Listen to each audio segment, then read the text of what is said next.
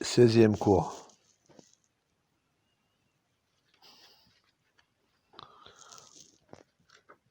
Nous sommes toujours dans les sources de la biographie du prophète, dont la deuxième source que je vais citer après le Coran,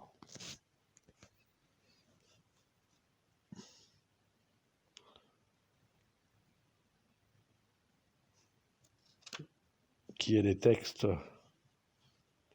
rapportés des imams de Ahlul Bayt. Les textes qui rapportent, bien entendu, ce sont les hadiths, les paroles, les actes, les approbations,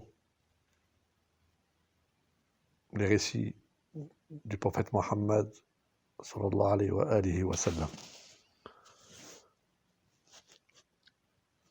Ces textes exposent la vie du prophète et sa biographie. Ces textes revêtent une considération importante après le Coran, car les gens de la demeure du prophète, paix et salut sur eux, savent mieux que quiconque ce qui s'y passe. Ils sont les imams infaillibles, porteurs de la science divine.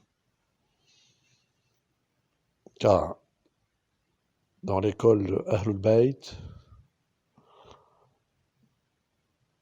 des membres de la famille du prophète, de sa descendance, on considère que les 12 imams, à partir d'Ali jusqu'au dernier, l'imam al-Mahdi, sont infaillibles.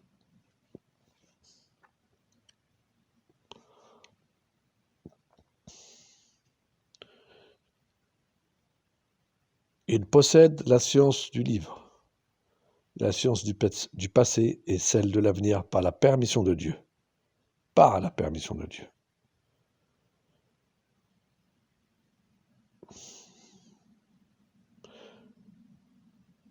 Personne, quelle qu'elle soit,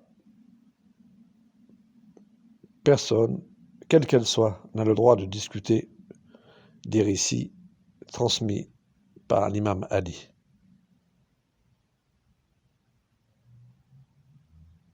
Une chaîne de transmission authentique. Il accompagna toujours le prophète dans toutes les étapes de sa vie. Il le suivait, comme le chamelon suit la trace de sa mère. Il le voyait à des horaires où les autres ne le voyaient pas.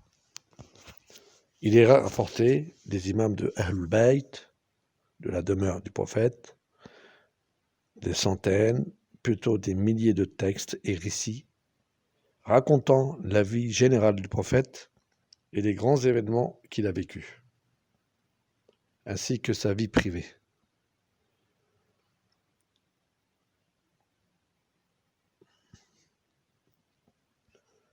Troisième source,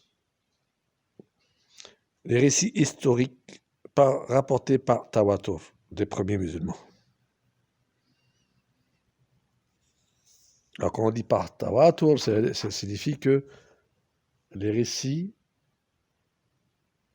historiques sont rapportés par des chaînes,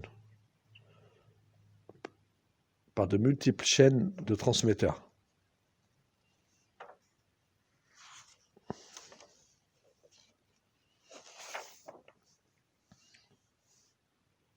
Je répète, troisième source, les récits historiques rapportés par Tawatur, par de multiples chaînes de rapporteurs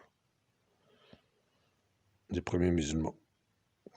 Les textes rapportés des compagnons fiables dont la passion ne les écartait pas de la voie de la vérité. Ces textes narrant sa biographie, ils sont considérés comme faisant partie des sources de la biographie et de l'histoire, s'ils sont authentiques par la transmission ayant le degré du tawatur ou par d'autres moyens de confirmation.